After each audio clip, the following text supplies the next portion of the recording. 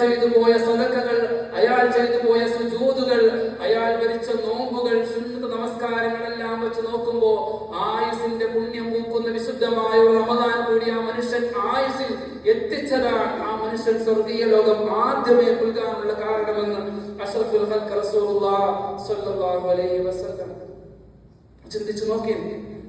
സ്വർഗീയ ലോകം പുൽകിയെന്ന് മാത്രമല്ല, അള്ളാഹുവിന്റെ പരിശുദ്ധ പ്രവാചകൻ ഈ രണ്ടാളുകളുടെയും സ്ഥാന വലുപ്പത്തെ കുറിച്ച് പറയാൻ, രണ്ടുപേരും സ്വർഗീയ ലോകം പുൽകിയവരാണ്. പക്ഷേ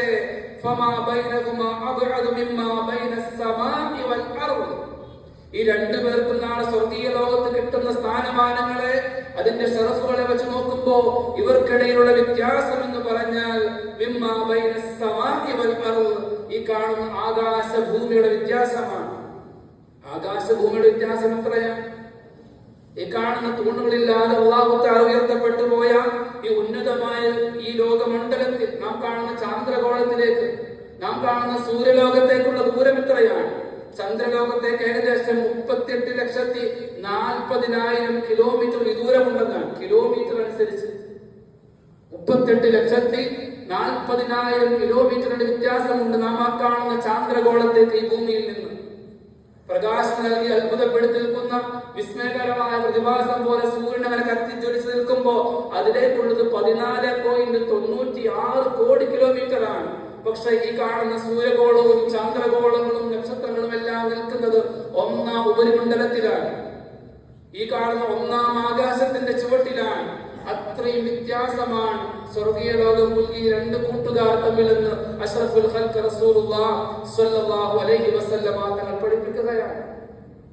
അത്രയും വലിയ ആത്മീയ മാറ്റങ്ങൾക്ക്, അത്രയും വലിയ ഷറഫുകൾക്ക്, അത്രയും വലിയ പോരിഷകൾക്ക് കാരണമാകുന്ന 30 ദിനരാത്രങ്ങൾ ആയുസിന്റെ തൊട്ടു മുന്നിൽ, ആയുസിന്റെ വീട്ടുമുറ്റത്ത് വന്ന് നമ്മെ കാത്തു നിൽക്കുകയാണ്.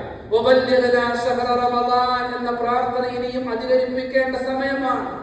റമദാനിന് മുന്നേ എങ്ങാനും ആയുസ് നഷ്ടപ്പെട്ടു പോയി, നമ്മുടെ സ്വപ്നങ്ങൾക്കും നമ്മുടെ ആഗ്രഹങ്ങൾക്കും മുമ്പിൽ മീസാൻ കല്ലുകൾ നാട്ടപ്പെട്ടു പോയാലോ?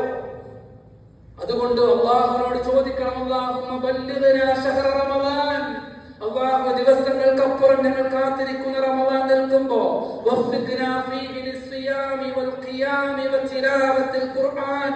വിശ്വാസികളുടെ ചുണ്ടുകൾ സദാ തപിക്കപ്പെടേണ്ട സമയങ്ങളാണ്. പ്രാർത്ഥനകൾ വാനിലേക്ക് ഉയരപ്പെടേണ്ട സമയങ്ങളാണ്.